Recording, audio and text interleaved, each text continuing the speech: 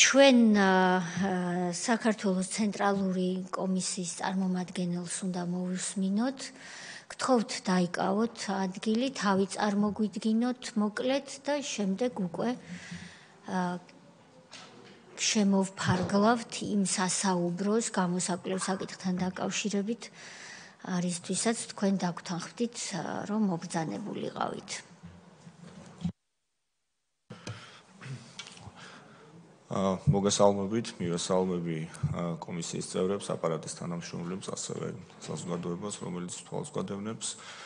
მე ვარ გიორგი სანტურიანი, წარმოადგენს საქართველოს ცენტრალურ საარჩევნო კომისიას, ვარ მიმდინარე წლის იანვრიდან აპარატის უფროსი, ამავდროულად ვარ ასევე იურიდიული დეპარტამენტის ხელმძღვანელი. ბატონო გიორგი, უღრმესი მადლობა მობრძანებისთვის. თქვენს ხელმძღვანელს ცესკოს თავმჯდომარეს ბატონ გიორგი კალანდარიშვილს მთელი კომისიის სახელით ვუხდით მადლობას.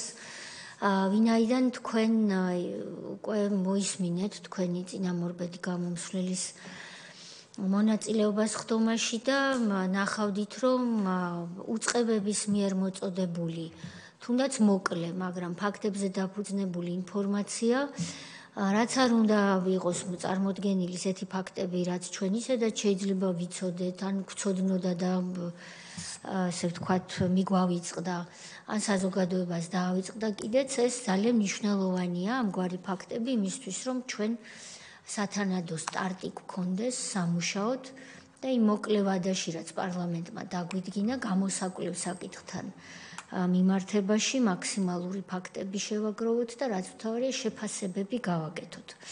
რომ შემოვსაზღვროთ თქვენი ასე ვთქვათ გამოსვლა, ვიტყვი იმას, რაც არის ჩვენი კომპეტენცია. ის რაც არ არის ჩვენი კომპეტენცია, რა თქმა უნდა, თქვენი სასაუბრო ვერ იქნება. ჩვენი კომპეტენცია არის, როგორც ეს პარლამენტმა დაადგინა და განსაზღვრა 2003-2012 წლები. ჩვენ მოგვიწევს შევაფასოთ ფაქტებზე დაყრდნობით ამ დროს საქართველოში მოქმედი რეჟიმი, როგორც უწოდა მას ხელისუფლებას საქართველოს პარლამენტმა და ამ რეჟიმის სამსახურში მყოფი პოლიტიკური თანამდებობის პირები და ყველამ ვიცით რა არის ამ ტერმინის განმარტება საქართველოს კანონმდებლობით.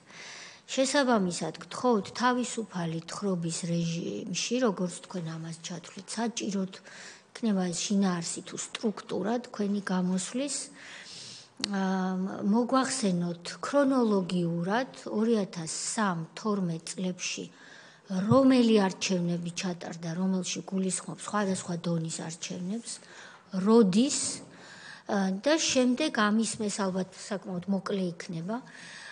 ამის შემდეგ ჩვენთვის საინტერესო კითხვებს და კონკრეტულ არჩევნებზე კითხვებს წევრები დავსვამთ და რაზეც გექნებათ ფაქტობრივი ინფორმაცია გვიპასუხებთ, რაზეც არ გექნებათ თქვენ მომდევნო დღეებში, რა თქმა უნდა, მოინიშნავთ ამ შეკითხვებს და ფაქტობრივ ინფორმაციას წერილობით წარმოგვიდგენთ. თანამშრომლობისთვის კიდევ ერთხელ გიხდით მადლობას. გთხოვთ. კიდევ ერთხელ მოგესალმებით.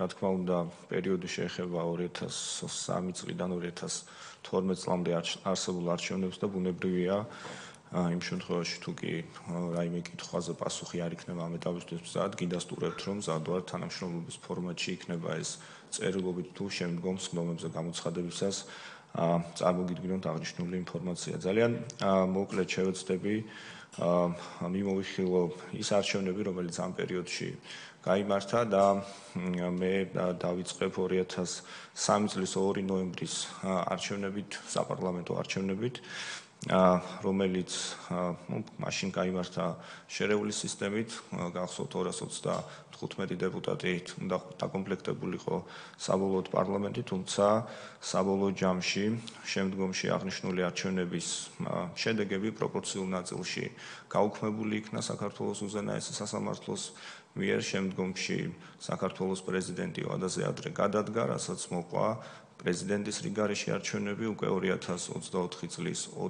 2004 წლის 4 იანვარს და შემდგომში ხელახალი საპარლამენტო არჩევნები პროპორციულ ნაწილში უკვე 2004 წლის 28 მარტს.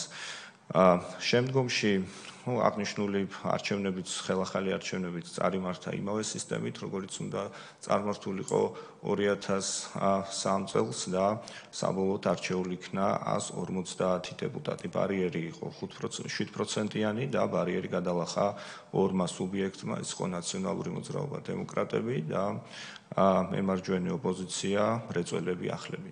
ამის შემდგომ ჩატარდა 2006 წელს მუნიციპალური არჩევნები, საკრებულოს არჩევნები და აღნიშნულ არჩევნებშიდაც ფაქტობრივად სრული უმრავლესობა შესაბამისად ნაციონალური მოძრაობის კანდიდატების მიერ იქნა მოპოვებული.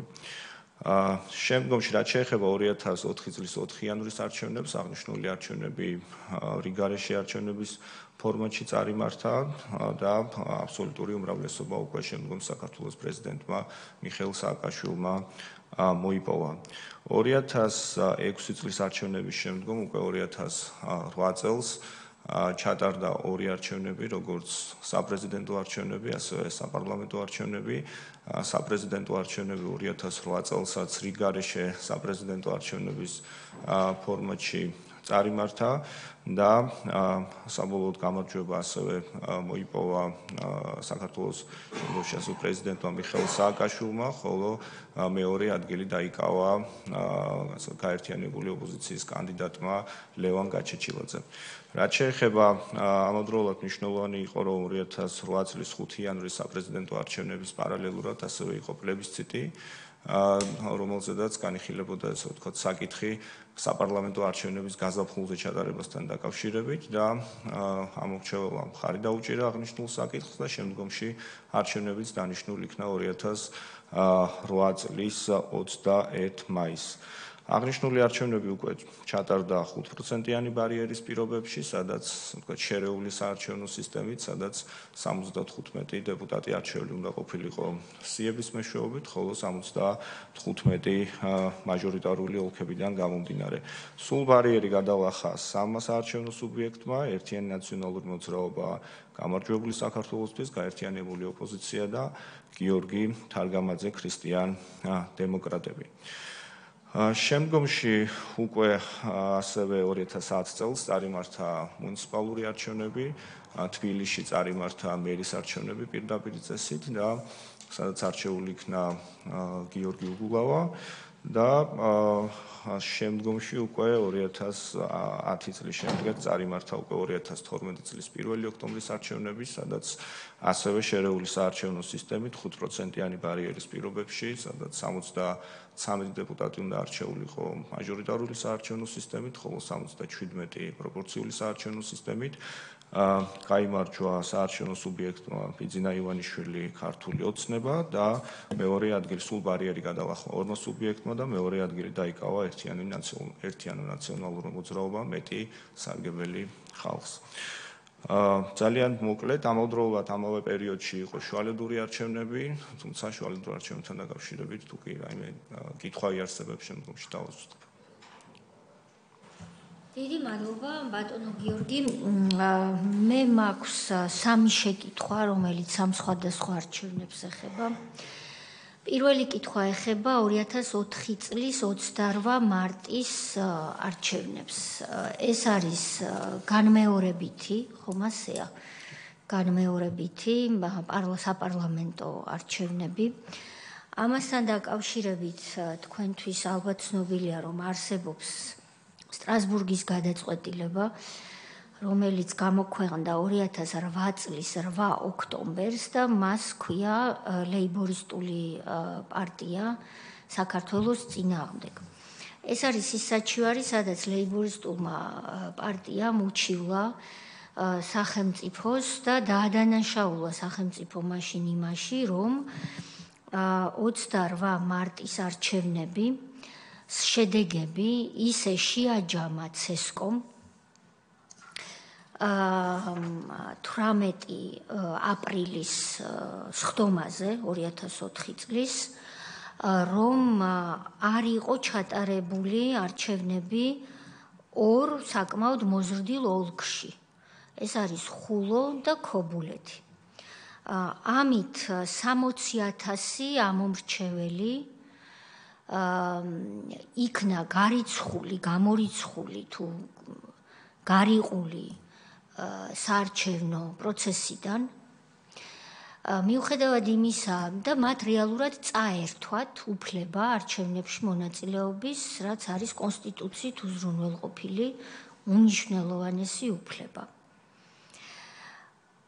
მიზეზი და მე ვხემძღვანელობ ამ შემთხვევაში იმ უტყუარი დოკუმენტით, რომელიც არის კანონიერ ძალაში შესული და როგორც უკვე მოგახსენეთ 8 ოქტომბერს 2008 წლის ძალაშია შესული. ამიტომ ამ დოკუმენტში რა ფაქტებიც არის მოყვანილი, ეს არის სტრასბურგის სასამართლოს გადაწყვეტილება. ეს ფაქტები არის უტყუარი. ამიტომაც ვსაუბრობ ასე თამამად და ყვები ამას და შემდეგ კითხვასაც მოგახსენებთ. 29 აბზაცში ამ გადაწყვეტილებისა სტრასბურგის წერია ასეთი რამ, რომ სხდომაზეო 18 აპრილის ცესკოს სხდომაზე და მაშინ 15 წევრისგან შედგებოდა ცესკოს შემოადგენლობა. ერთმა წევრმა, ეს გახლდათ ლეიბორისტული პარტიის წარმომადგენელი, განაცხადა, რომ ის იყო წინააღმდეგი, ისე შეჯამებული იყო საყოველთაო არჩევნების შედეგები, რომ ორ ოლქში არჩევნები არ იყო ჩატარებული. ამაზე ცესკოს მაშინდელმა ხელმძღვანელმა განაცხადა, რომ თუ იქო ხულოსა და ქობულეთში არჩევნები ვერ ჩატარდა, ესო ჩვენი კი არა, აჭარის ხელისუფლების ბრალიაო, ციტირებას ვახდენ. და პრინციპში რომს ჩატარებულიყო იქ არჩევნებიო, ესო შედეგზე გავლენას ვერ იქონიებდაო. რასაკვირველია, კითხვა თუ რატომ ფიქრობდა ის ამას ასე, თქვენ არ მოგემართებათ მით უმეტეს ამდენი წლის შემდეგ, მაგრამ მე მაინტერესებს და მაინც შეაჯამა არჩევნები ცესკომ ხელმძღვანელის ინიციატივით და სწორედ ამის გამო სტრასბურგის სასამართლომ დაადგინა დარღვევა და თქვა, რომ საპარლამენტო არჩევნებზე ეს შევახსენებ ყველას, ის საპარლამენტო არჩევნებია, რომლითაც ნაციონალური მოძრაობა მოვიდა ჩვენს ქვეყანაში ხელისუფლებაში. აი ასეთი არჩევნებით მოვიდა, ეს წერია სტრასბურგის სასამართლოს გადაწყვეტილებაში, სადაც 60,000 ადამიანს წაართვეს ხმის უფლება. ეხლა რატომ არის ეს გარდა იმისა, რომ კონსტიტუციის და კონვენციური უფლებების დარღვევა მნიშვნელოვანი? ლეიბორისტულმა პარტიამ ასე შეჯამებულ არჩევნებში 6.01% მიიღო, მაშინ როდესაც როგორც თქვენვე დაადასტურეთ და ასე იყო ნამდვილად, 7% იყო ბარიერი. შესაბამისად ის ამტკიცებდა, რომ ხულოსა და ქობულეთში რომ ჩატარებულიყო არჩევნებიო, შესაძლოა მე ეს ბარიერი გადამელახა და მოვხვედრილიყავი პარლამენტშიო. სწორედ ეს იყო მისი, ასე ვთქვათ, ინტერესი, რის გამოც სტრასბურგში დავობდა და როგორც უკვე მოგახსენეთ, მან ეს დავა მოიგო. მე მაქვს ერთადერთი კითხვა, ვინ ხელმძღვანელობდა ცესკოს 2004 წლის 28 მარტს. ეს გვჭირდება ჩვენ აუცილებლად, ვინაიდან სტრასბურგის სასამართლოში ასეთი პრაქტიკა იყო და ახლაც გრძელდება, რასაც ვაკვირდები, რომ გვარებსა და სახელებს მაღალჩინოსნების თავიდან არ წერდნენ, რა თქმა უნდა საქმის მასალებში ეს ჩანდა და შემდეგ შემოვიდა ასეთი პრაქტიკა, რომ წერდნენ, მაგრამ მხოლოდ ინიციალებით და ეს ის დროა, როდესაც არც ინიციალები არ იწერებოდა. ამიტომ ჩვენ გვჭირდება ვიცოდეთ ოფიციალურად 2004 წლის 28 მარტს უბრალოდ გვარი და სახელი, ვინ ხელმძღვანელობდა ცესკოს. ეს პირველი შეკითხვა. მეორე შეკითხვა ეხება 2008 წლის საპრეზიდენტო არჩევნებს.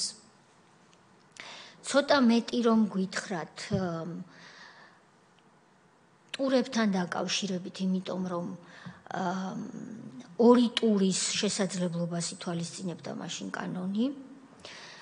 პირველ ტურში რამდენი ხმა დააგროვა ერთმა კანდიდატმა ან პროცენტული მაჩვენებელი, რომელიც გაქვთ ხელთ და რამდენი მეორემ და იყო თუ არა სამართლებრივი საფუძველი კი არა, ან შეიძლება თქვენ არ გაქვთ ხელთ ეს ინფორმაცია დღეს, რომ ჩატარებულიყო მეორე ტური.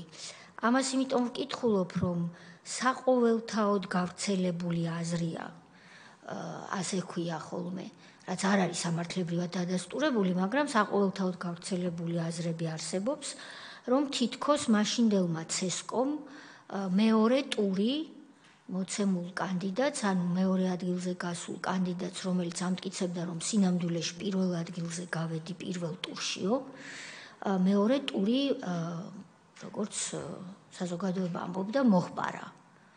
და მეორე ადგილზე გასული, ოფიციალურად მეორე ადგილზე გასული კანდიდატი ამბობდა, რომ მეორე ტური ჩავატაროთ, რომ საზოგადოების რეალური განწყობა გამოვლინდესო. შესაბამისად, მე თქვენ რა თქმა უნდა შეფასებას არ გთხოვთ, იმიტომ რომ უწყებები აქ შეფასებისთვის არ მობრძანდებიან ხოლმე, არამედ მე ორ ტურთან დაკავშირებით, ორი ტურის შესაძლებლობასთან დაკავშირებით, ორი კანდიდატის მაჩვენებლებთან დაკავშირებით, პირველ ტურთან დაკავშირებით, რომლითაც დასრულდა არჩევნები, მეტი ინფორმაცია რომ მოგვაწოდოთ. მესამე არჩევნები ეხება 2012 წლის 1 ოქტომბრის არჩევნებს და უფრო ზუსტად წინარე პერიოდს. მე გახდით სტრასბურგში რამდენიმე დღის წინ და გერმანელი დეპუტატი შვაბე წამოდგა ასამბლეაზე და პლენარულ სხდომაზე განაცხადა სამარცხვინოდ, რომ ვეთანხმებიო იმ მოსაზრებასო, რომ 2024 წელს საქართველოში არჩევნების დღეს არჩევნები არ გაყალბებულაო. მაგრამ არჩევნების შედეგები პრობლემაა იმის გამო, რაც ხდება არჩევნების შემდეგ ქუჩაშიო. ეს არის სამარცხვინო განცხადება და ანგაჟირებული პოლიტიკურად და მიკერძოებული. ეხლა მე მაინტერესებს 2012 წელს რაც ხდებოდა არჩევნების დღემდე. რა შეგიძლიათ ამასთან დაკავშირებით ფაქტობრივი ინფორმაცია მოგვაწოდოთ და კონკრეტულად მაშინდელი აუდიტის სამსახურის საქმიანობა, რომელსაც პარტიების ნაწილში ხელმძღვანელობდა ქალბატონი ნათია მოგელაძე. როგორ არის თქვენთვის ცნობილი, რამდენად აისახებოდა ცესკოს საქმიანობაზე, ვინაიდან იქ ხდებოდა დაბარება რიგითი ამომრჩევლების, მათდამი უდიერი და დამამცირებელი მოპყრობა, დაჯარიმება და ბოლომდე, ასე ვთქვათ, ეკონომიკურად შეჭირვებული, სადაც შეჭირვებული ოჯახების მძიმეს მდგომარეობაში ჩაგდება, ქონებების წართმევა და ამომრჩევლების დაშინება. ასევე სატელევიზიო გამოსაყენებელი თებშების დაპატიმრება და ასე შემდეგ. ეს ქმნიდა იმ გარემოს, ბატონ შვაბეს თუ დავესესხები, რომელიც შემდეგ განაპირობებდა ცესკოს ასეთ თუ ისეთ ვითარებაში საქმიანობას და უკვე 1 ოქტომბრის არჩევნებისთვის აგებდა გზას, ასე ვთქვათ. რა გზას აგებდა, ამას ჩვენ შევაფასებთ შემდეგ და რამდენად ამ გზის დამგეგმავს რა გამოუვიდა და რა არ გამოუვიდა, მაგრამ თქვენს ნაწილში ხომ არ გაქვთ ინფორმაცია, ან თუ არ გაქვთ, მაშინ კითხვა მოინიშნეთ და მომავალში წერილობით მოგვაწოდეთ, რა ვითარებას ქმნიდა ცესკოს საქმიანობისთვის პარტიების სამსახურის ხელმძღვანელის ნათია მოგელაძის ამდაგვარი საქმიანობა. წევრებს ვთხოვ შეკითხვებს, შევაგროვოთ ეს შეკითხვები და ბატონი გიორგი თანმიმდევრობით გასცემს პასუხს, ან თუ გნებავთ შემდეგ დავუსვით შეკითხვა, როცა ისაუბრებს. ბატონი სოზარი. მოგესალმებით ბატონო გიორგი. რატომ შევარჩიეთ სწორედ CSKO-ს წარმომადგენელი პირველივე სხდომაზე? იმიტომ რომ უბრალოდ რამდენიმე ამონ არის წავიკითხავ კონსტიტუციიდან მესამე მუხლი საქართველო არის დემოკრატიული რესპუბლიკა. სახელმწიფო ხელისუფლების წყაროა ხალხი. ხალხი ძალაუფლებას ახორციელებს თავისი წარმომადგენლების მეშვეობით. არავის აქვს უფლება მიითვისოს ხელისუფლება. ამიტომაც თუ არსებობს ეჭვი, რომ სადღაც ხელისუფლება მითვისებულია, აღარც დემოკრატია იქ და შეიძლება ვთქვათ, რომ ყველა უბედურება, თუნდაც იგივე წინამოხსენებელთან, რაზეც ვლაპარაკობდით, შეიძლება იყოს გამომდინარე სწორედ აი ამ მითვისებიდან. თუნდაც ის კითხვები, რაც დაისვა იმ ორ ოლქთან დაკავშირებით. ეხლა მე იმდენად კითხვები კი არ არის, უბრალოდ რაღაცებს მოვყვები, რაც მე ვიცი, ვთქვათ, იგივე ჩემი გამოცდილებიდან გამომდინარე. დღეს, როდესაც პოლიტიკური პარტიებმა თქვეს, რომ არჩევნები გაყალბდა და არ შემოდიან პარლამენტში, თუმცა ვერც ერთი მტკიცებულება ვერ წარმოადგინეს. 2008 წლის არჩევნებზე ლაპარაკობდა ქალბატონი თეა და მე ვიტყვი რამდენიმე მტკიცებულებას, რაც ხდებოდა მაშინ, როგორც საქართველოს სახალხო დამცველმა, ჩვენ ჯერ ერთი დაკვირვებასაც წარმოებდით და მეორე გამოვითხოვეთ ვიდეო მტკიცებულებები, ვიდეოკამერების ჩანაწერები რამდენიმე ოლქიდან, რომელიც მაშინ თითქმის ყველა უბანზე ხდებოდა ჩაწერა რამდენიმე უბნიდან და მაგალითად დადასტურდა ასეთი ამბები. გორში რამდენიმე უბანზე, სადაც იყო ეწერა, რომ თქვა ნაციონალურმა მოძრაობამ მიიღო პირობითად 500 რაღაცა ხმა, ზუსტად არ მახსოვს 500 რამდენი, თორე ციფრები ზუსტად მახსოვს 500 რაღაცა იყო.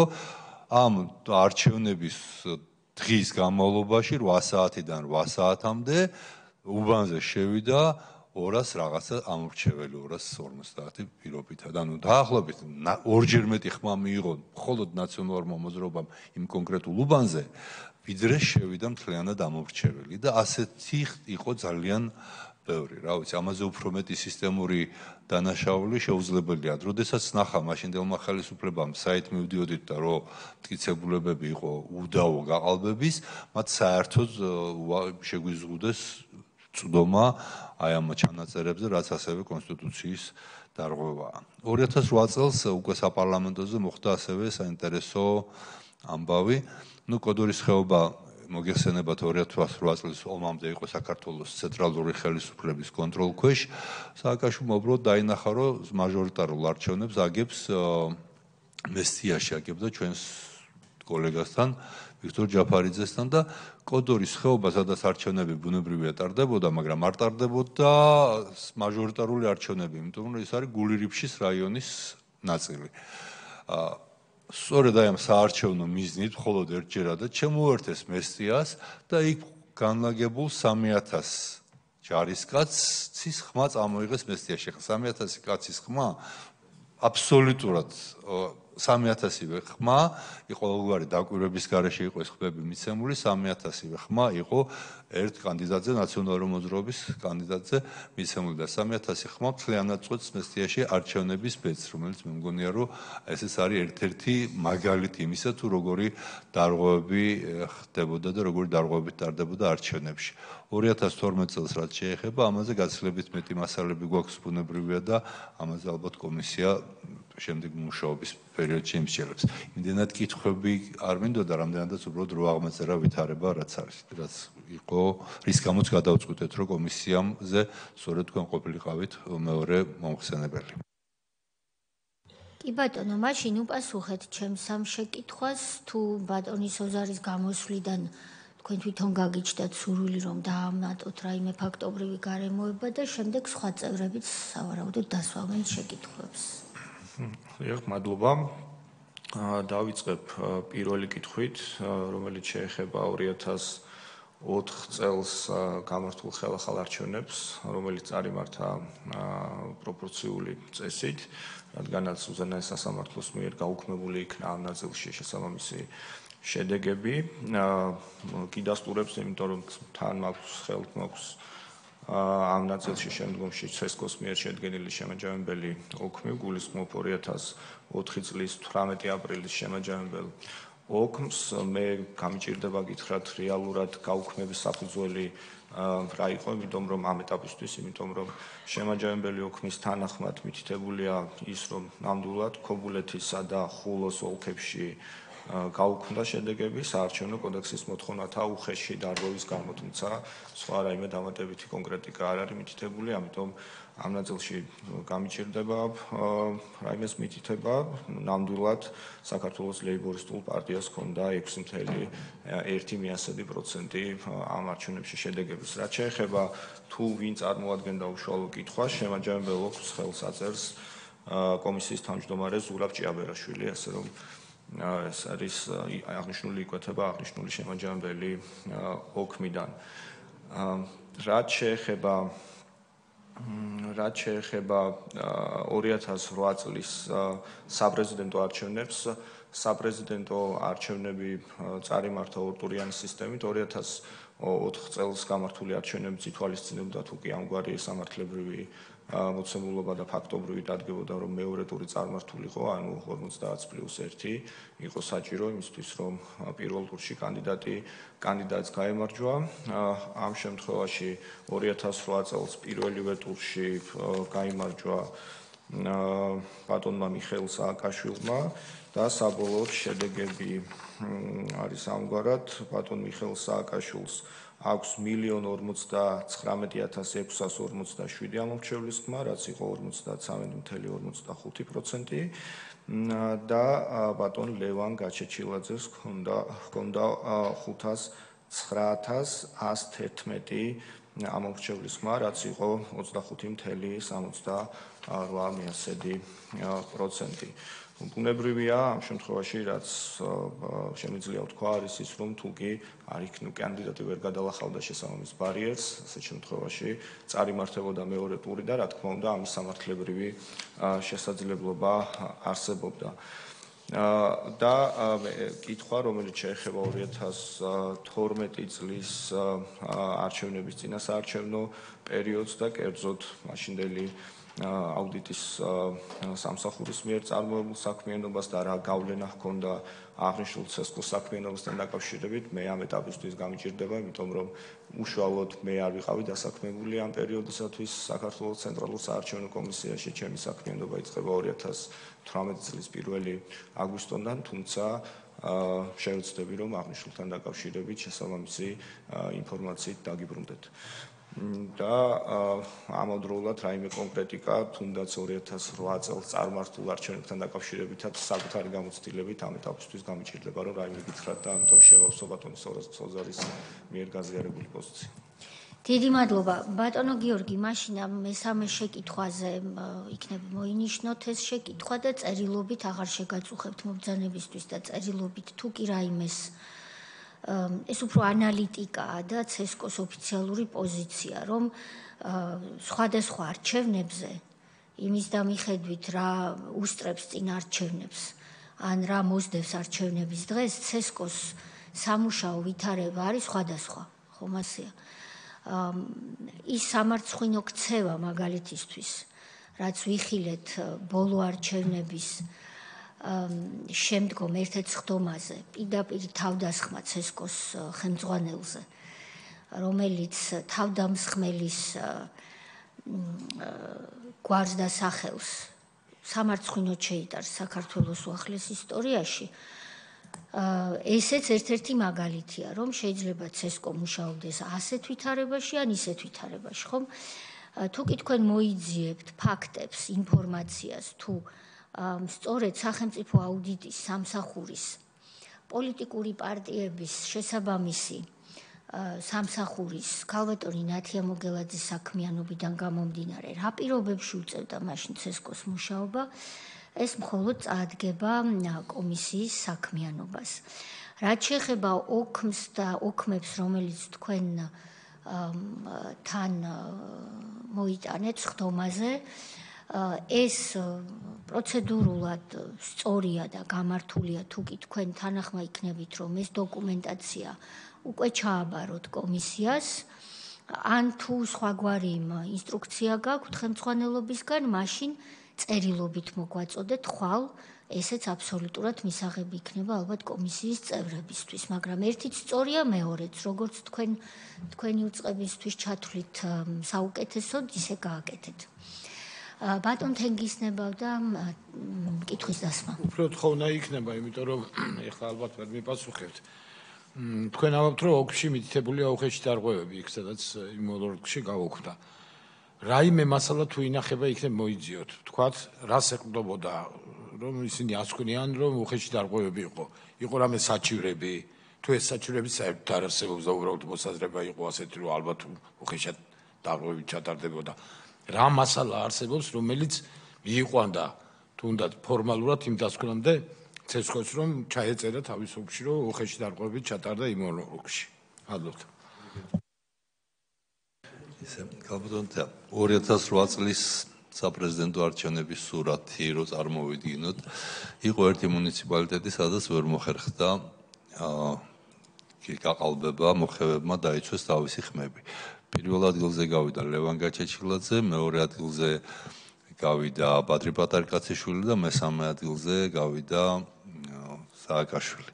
ხა საქართველოში იგივე სურათი არ იქნებოდა, მაგრამ თუნდაც ის წეღანაც ვახსენე გორის მასალები, ის მეწყველებდა, რომ სააკაშვილი თუ პირველ ადგილზე გავიდოდა, მეორე ტური მაინც გარდაუვალი იყო, თუმცა დიდი შანსი იყო, რომ საერთოდაც პირველი ადგილი ლევან გაჩეჩილაძე ყოფილიყო და მეორე ტური სავარაუდოდ მაინც იქნებოდა საჭირო, უბრალოდ პირველ ადგილზე გასული ლევან გაჩეჩილაძის სახელმძღვანელობით.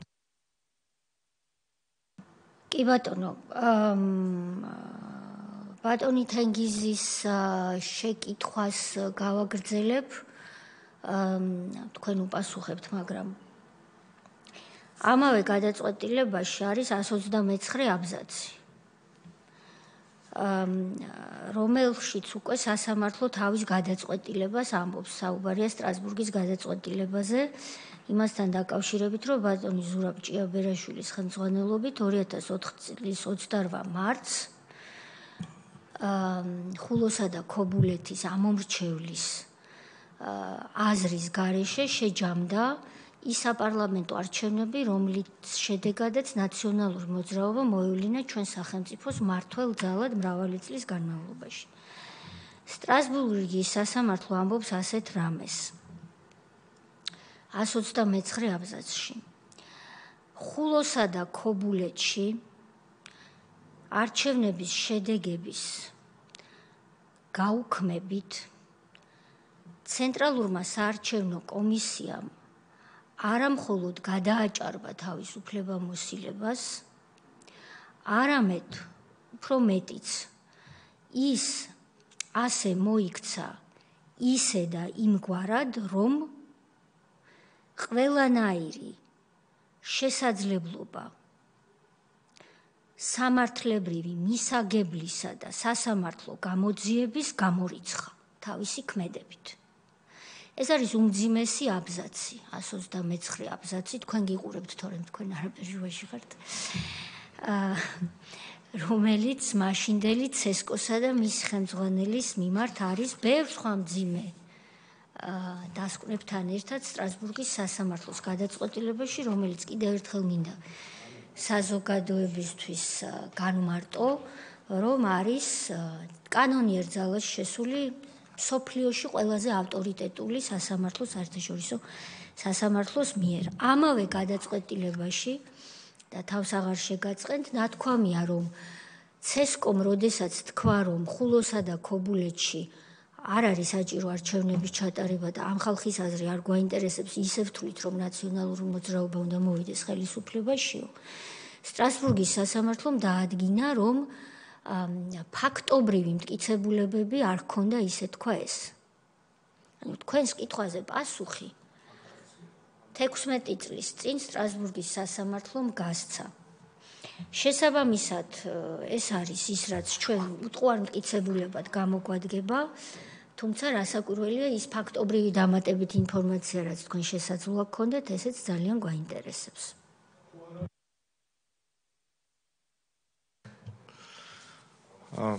მადლობა კითხვისთვის. მე საუბრისას ასევე აღნიშნე, რომ შემაჯამებელი ოქმის თანახმად მხოლოდ საარჩევნო კოდექსის მოთხოვნათა უხეში დარღვევა მითითებული და ის დოკუმენტი მეც რომელიც თან მაქვს შემაჯამებელი ოქმი, რაიმე სხვა დამატებითი ინფორმაცია ამ ოქმით არ იკვეთება.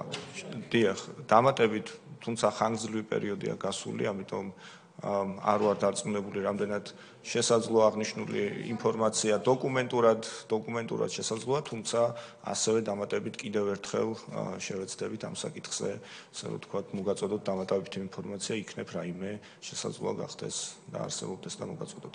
რაც შეეხება დავაზუსტებ შემაჯამებელ ოქმებთან დაკავშირებით, რა თქმა უნდა, ორივე შემაჯამებელ ოქმს წარმოგიდგენთ, უბრალოდ ეხლა მონიშნული მაქვს და ამიტომ სუფთა ვერსიას წარმოგიდგენთ. კი ბატონო, თქვენი სამუშაო ვერსიები, რა თქმა უნდა, თქვენთან დარჩეს, ხვალ მოგვაწოდეთ შემაჯამებელი ოქმები და დიდი მადლობა თანამშრომლობისთვის. ჩვენ რა თქმა უნდა გვექნება თქვენი იმედი, იმიტომ რომ როგორც ბატონმა სოზარმა აღნიშნა, ჩვენ ვიმსჯელეთ კომისიის ფარგლებში და ჩვენი ერთ-ერთი პრიორიტეტული მიმართულება გამოსაკვლევ საკითხთან დაკავშირებით იქნება სწორედ 2003-2012 წლების პერიოდში ჩატარებული არჩევნები, ვინაიდან ჩვენ გვინდა შევისწავლოთ საკითხი თუ როგორ მოვიდა, რა მეთოდებით და რა პროცედურებით ნაციონალური მოძრაობა სახელმწიფოს სათავეში და შემდეგ როგორ ატარებდა სხვადასხვა არჩევნებს და რა შეფასება შეიძლება ამ არჩევნებს თითოეულ მათგანს,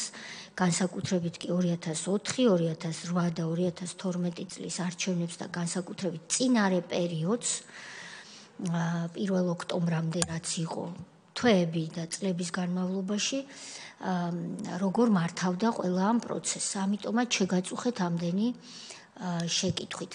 დიდი მადლობა მობრძანებისთვის, გისურვებთ წარმატებებს და მადლობას მოგახსენებთ იმ სრულიად უახლესი ტექნოლოგიებით არჩევნების ჩატარებისთვის 2024 წელს, რაც თქვენ დანერგეთ ჩვენს ევროპელ პარტნიორებთან დახმარებით, რომელთან დაკავშირებითაც რამდენიმე კვირის წინ სტრასბურგის საპარლამენტო ასამბლეის სრულიად მიკერძოებულ და თავდასხმით გარემოშიც კი, სადაც მე მომიწია ყოფნა, ვერავინ დამალა ის, რომ თქვენ მიერ ჩატარებული ელექტრონული არჩევნები არ გაყალბებულა და რაც მთავარია ვერ გაყალბდებოდა, ვინაიდან იქ მყოფი დეპუტატები, რომლებიც თავს გვესხმოდნენ მხოლოდ იმიტომ, რომ არ მოწონთ ქართული ოცნება, ამბობდნენ კულუარულ საუბრებში, რომ ისინი თვითონ დაუკავშირდნენ იმ ევროპულ კომპანიებს, რომლებმაც თქვენი ელექტრონული სისტემის აუდიტი ჩაატარა და რომ თავად ამ ევროპულმა კომპანიებმა მათ უთხრეს, მათ შორის ამერიკულმა, ჰოლანდიურმა და სხვებმა, რომ ეს არჩევნები არ გაყალბებულა. ეს არის თქვენი და თითოეული თანამშრომლის და თქვენი ხელმძღვანელის დამსახურება, ვინც ამ საქმეს ემსახურებოდით. ამიტომ კიდევ ერთხელ დიდი მადლობა და დიდ წარმატებებს გისურვებთ, წელსაც საარჩევნო წელია და გამძლეობა და მოთმინება კვლავ დაგჭირდებათ. მადლობას გიხდით მომბრძანებისთვის. დიდი მადლობა. ჩვენ ვაცხადებთ შესვენებას 2 საათამდე. ყველას ჩვენი საპარლამენტო რუტინა გვაქვს ამასობაში, მოსაგვარებელი, ასევე შეხვედრები.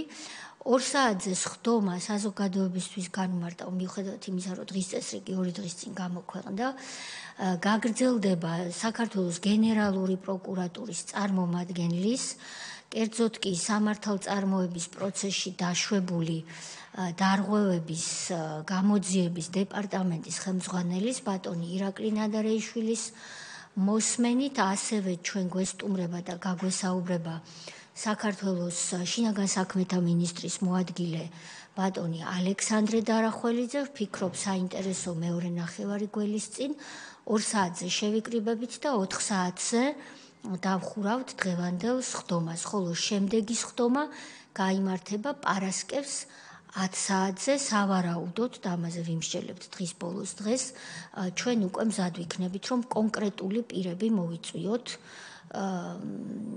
მოსმენაზე, მათ შორის ისინი, ვინც იყო არჩევნების შემოქმედი, ვინც მონაწილეობდა არჩევნებში ამა თუ იმ ფორმით, ვინაიდან ჩვენი ნომერ პირველი პრიორიტეტი არის სწორედ არჩევნების საკითხი, სხვა ბევრ პრიორიტეტთან ერთად, ვინაიდან მნიშვნელოვანია ისტორიას დარჩეს ერთად თავმოყრილი ფაქტები, მაგალითად ისეთი, როგორც არის სტრასბურგის სასამართლოს გადაწყვეტილება და ჩვენმა მომავალმა თაობებმა იცოდნენ, როგორ მოვიდა ნაციონალური მოძრაობა ხელისუფლებაში და როგორ აგრძელებდა ხელისუფლების შენარჩუნებას. შესაბამისად, მე გთავაზობთ, რომ სხდომას რომ დავხურავთ 2 საათისთვის, ჩვენ დავხარჯოთ 15-20 წუთი ერთმანეთთან და შევთანხმდეთ პარასკევს მოსაწვევ პირთა სიაზე. ეს ალბათ იქნება 3-4 ადამიანი იმისთვის, რომ სრულფასოვნად შევძლოთ მუშაობა. დიდი მადლობა იმ საზოგადოებას, რომელიც გვადევნებს თავს და